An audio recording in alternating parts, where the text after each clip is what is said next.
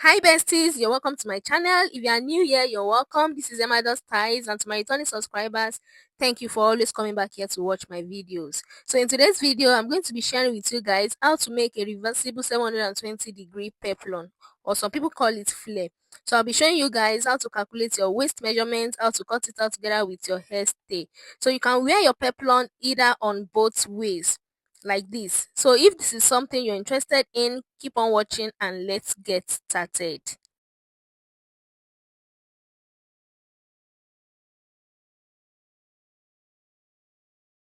So guys, these are the material that I'll be using to achieve my 720-degree flare.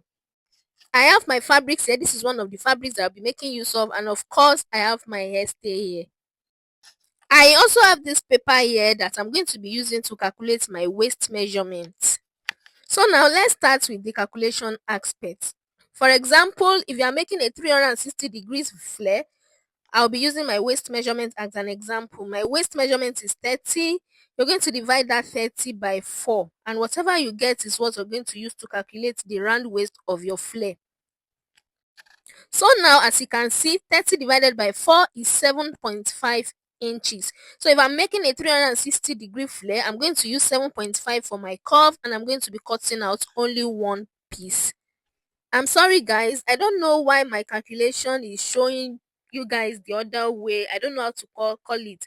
Maybe it's because of the way I'm standing. I don't know. I don't know why it is showing opposite. I just hope you understand what I was trying to explain here. For 360 degrees flare, I divided my waist measurement by 4, and it gives me 7.5 inches. As I said earlier, for 360 degrees flare, I will just be cutting only one piece. For 720-degree flare, we are going to be cutting out two 360 degrees flares. So how I'm going to do it is that the waist measurement that I'm using, that is 30, instead of me dividing it into 4, I will divide it into 8, and that is 30 divided by 8, which gives me 3.75. So now 3.75 is half of 7.5.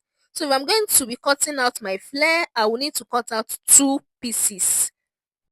Let me explain again. For 720-degree flare, you're going to divide your waist measurement by 8. So 30 divided by 8 here, which is my waist measurement, is 3.75. So this is what we're going to be cutting out for our flare. And because it is a 720-degree flare, I'll be cutting out two pieces. I'm going to be cutting out my flare on this pattern paper. As you can see, it is folded into two and then folded into two again to make it 4 places. For the upper curve of my peplum, I'm going to be measuring 3.75 inches, and I'll mark out 3.75 inches point on my tape rule. Also, I'll be adding half inch to the 3.75 that will serve as stitching allowance. You cannot just cut out 3.75 inches for your curve. So you have to add an extra inch for stitching allowance. And that is why I am adding extra half inch for stitching allowance. So now the 4¼ that I have, I'm going to be using it to try and make like a curve, like a C curve. This is a freehand method. Just make sure that the C you make is exactly the measurements you are using. So now you create a point like I'm doing here. From the center point here, I'm going to measure down to the point I just got. So this new point, I got the measurements I have there. I'm going to use it to create a curve all the way around from the center point. I will be doing this until I get to the other end of my pattern paper like this. The area I'm marking out now is the waist area because I use my waist measurement to divide the measurement of the peplum. So now I'm just connecting the points to make a curve.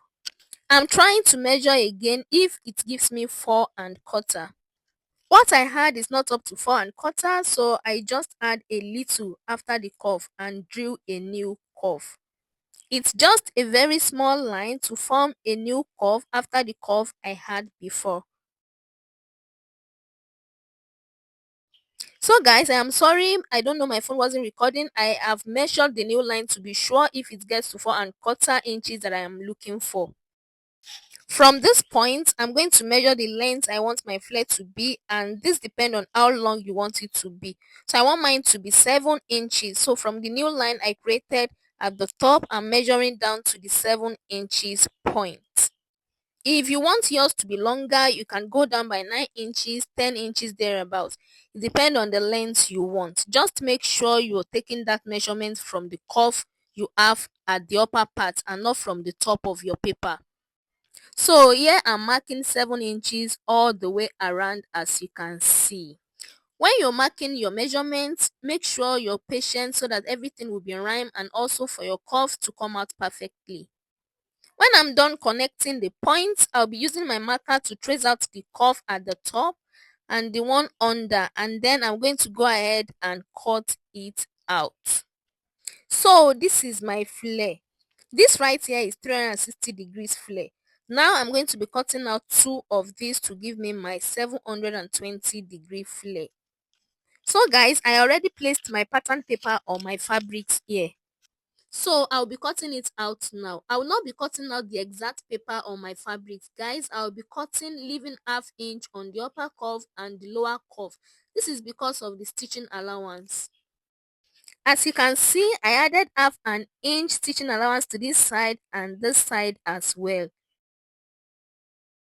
I went ahead to cut out the 2 pieces. So this is one and this is the second one. For my second fabrics that I'll be using, I did the same thing. Guys, remember we are cutting a reversible peplum, so I went ahead to cut out my flare on the second fabrics as well. I cut out 2 peplum on the second fabrics also. So what I'll be doing now is to iron my hairstay to all the pieces that I have here.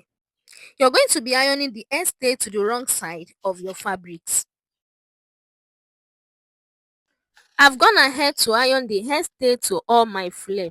So the next thing I'm going to be doing now is that I'm going to cut out one part of my peplum on both peplum. But before doing that, I will be trimming out the excesses of the hairstay on my peplum here. So when I was done doing that, I will go ahead and cut one part of my peplum on both peplum. I will cut out one part on the other peplum as well because we're going to be joining the 2 pieces together. So now I will do the same thing for these other fabrics as well. So I will go ahead and join them together like this. I will first of all pin it down before stitching it. As you can see, I place my peplum together right side facing each other. Then I'll use my pin to pin this part down before heading to the sewing machine and stitching it down. So guys, when I was done pinning it down, before even stitching it, you can see that our peplum is coming up already. This is what I have before heading to my sewing machine to stitch it down. This is what I had when I was done stitching, and I have done the same thing for the other fabrics as well. I'm going to be using this 720 degrees peplum for a top, which I'll be posting the video after this particular one, and that is why I want to create this cuff effect here.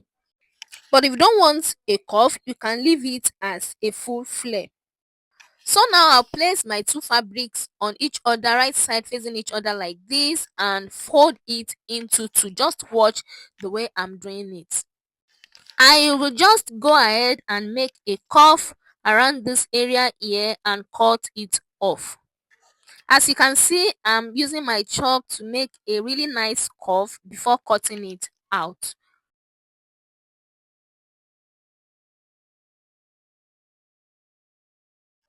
After I was done cutting the cuff, this is what it looks like.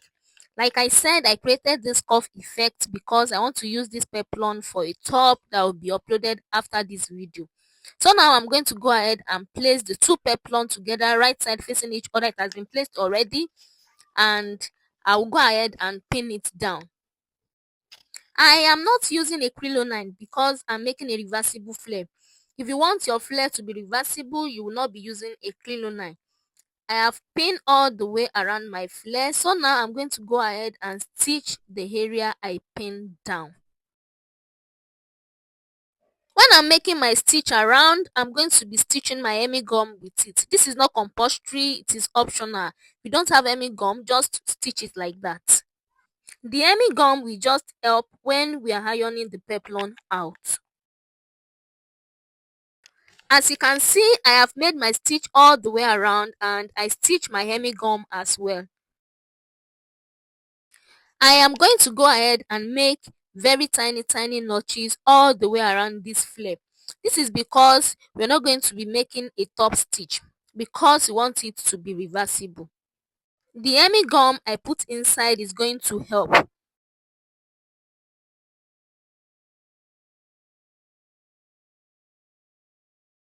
I will turn my flare to the right side and I'll just go ahead and iron it out. So guys, this is what I have after I was done ironing, and as you can see, when I turn it to this side, the green fabrics is not showing. When I turn it to this fabric side, I mean the darker fabrics.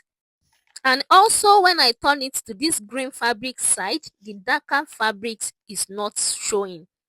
So guys, I already used this flare to make a top and I'll be uploading the video next after this one. So if you have not subscribed, please do so to subscribe so that you'll not miss out, and turn on your notification bells to get notified when I uploaded the video. This is our flare on mannequin, and as you can see, it really came out nice. I can't wait for you to see the top I made with it. Thank you so much for watching.